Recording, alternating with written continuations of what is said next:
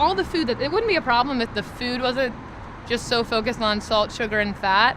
And so I think what's a big problem in our diets and then also in the world in general is that we just like aren't willing to put in the work to get past what's so readily available. Does that make sense? Like, which is why addiction is such a big problem, not only to food but to drugs. We just want a quick path to happiness, but really like doing your research and just taking the time to shop for vegetables and find new flavors and cooking at home is a way of connecting with others and taking your time and realizing how important food is to not only our bodies but to like society and our lives in general. Does that make sense? So not just eating to eat and not just eating for that moment, the sugar taste in your mouth.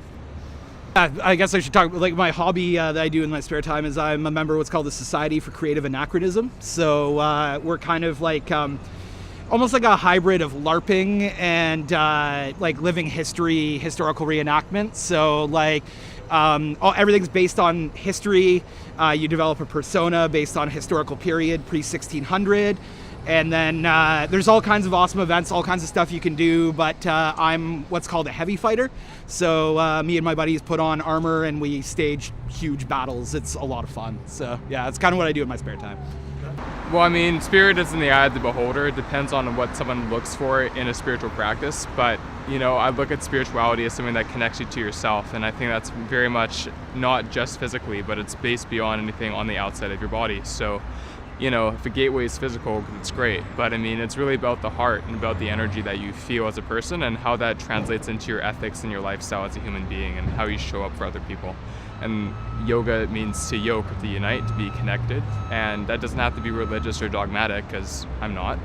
But it's just a matter of being really kind-hearted to other people and showing others that yoga is just a matter of being connected to yourself and accepting who you are. What's something that keeps you up at night?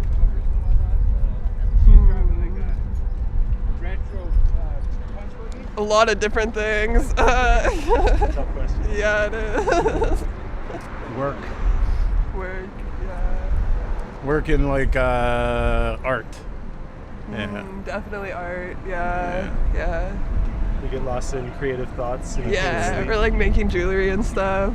That's the Yeah. best way. That's one of the best ways to be up at night. Getting the gondola up, seeing the sunrise every morning, and then having a blank canvas of fresh 20 centimeter powder that nobody else has touched. Skiing down with your friends, getting to the bottom, it's just, yeah, something else. Something you can't describe to people back home. Yeah. And to explain to them why we live here, you just can't do it. Because they need to see it for themselves, and we get to see it every single day. That's awesome. And it's like a independent sort of thing, and it's like just one of those things like you don't need a coach for or like anything. It's all like kind of like your own sort of mental battle that you do. You learn about like the community, as cheesy as it sounds. Like it's a great like community, and like sometimes especially if you're like younger, it's kind of hard to find like something to be a part of, like a community. And the skateboarding community, like just it exists in most like cities. It's just like something that you can find anywhere. And like I know for a fact that if I were to walk down the street in some completely different city and like see someone with a skateboard, I could go up to them and ask them like, oh, you know, where's the skate shop, where's this, where's that, and then they would tell me. And you know, you might make a friend out of that, just based on this piece of wood. So Best part of your day. Working out. Honestly, the feeling right after training is probably the very best part of my day. Feeling like I accomplished something tangible. Right on. And the worst? Having to go to bed a lot of the time, where I'm still at that point where I want to keep doing things. How often do you run? Every couple days. Yeah, 3-4 times a week. And what do you get out of it? High health.